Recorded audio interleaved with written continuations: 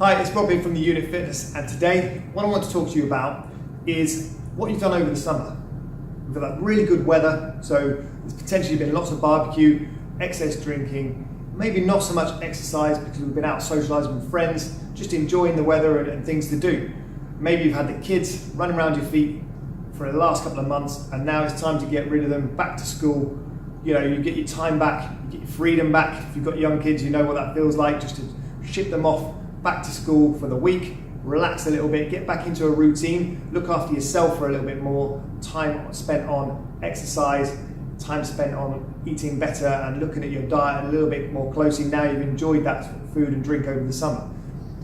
So having the time that you've spent eating more, doing less potentially, try to get out the mindset that you've ruined everything and you've gone back to square one. It's not that bad. You haven't messed up yet. If one thing really is, if you don't quit, you haven't messed up if you don't quit.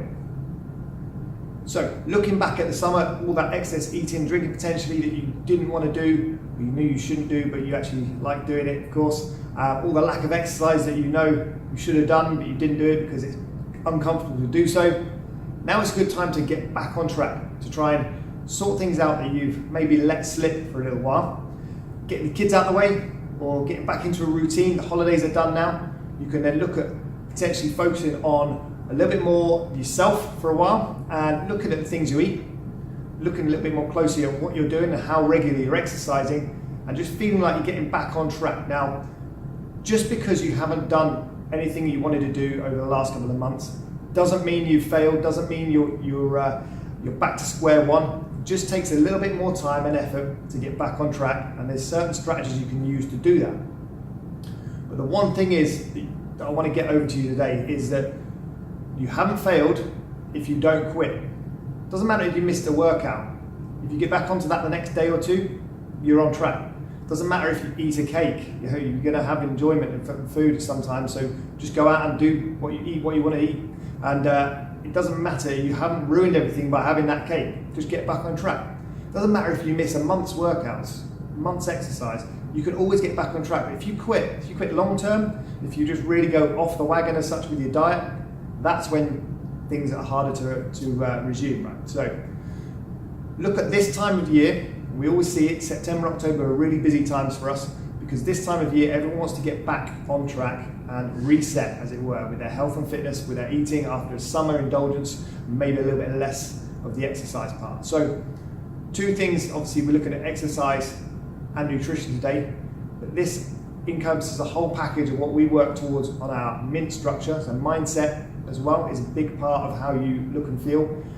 Improvement on how you track your progress in not just your health and fitness, but life in general, your nutrition, and obviously your training part. Now, the two easiest and the first two most people go towards to start with is diet and exercise. Now, diet, we know what we should eat. The hard part is obviously sticking with it long term. Exercise, we know we should exercise. It's just hard part is finding something we enjoy and sticking to it long term. There's a bit of a trend there.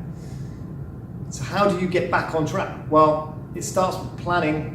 And it sounds boring, but planning what you want to do, where you want to get to, and we just use 90-day goals at the unit here because it's easier to then break that down into 30-day goals, into weekly goals, and daily tasks and key action steps, and that's all it takes. Just mapping out a couple of small steps you need to take, your diet, with your exercise, and you can go into the other bits, the mindset, etc. if you want to, but just the diet and exercise at first.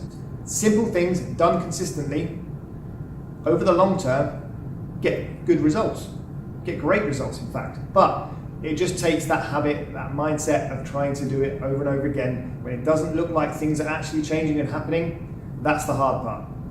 Mindset is a big part of this, and we go into a lot of it in our seminars and our workshops and things we do with our members where we try and change habits, because it is down to habits.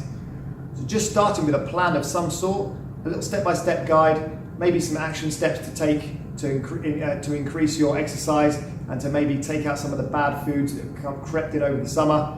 That is all it takes to make action happen and get the results you want to get to. Now we say you shouldn't focus on too many things at once. You're trying to juggle 6 balls at once, obviously you're going to drop a couple. So just start with one. one habit. That's all it is. One habit on exercise, one habit on nutrition. Get them nailed after a couple of weeks and then move on to the next one. Look at the worst ones that are holding you back and try and work hard at changing those. That is a simple tip for today. It's going to be as simple as that.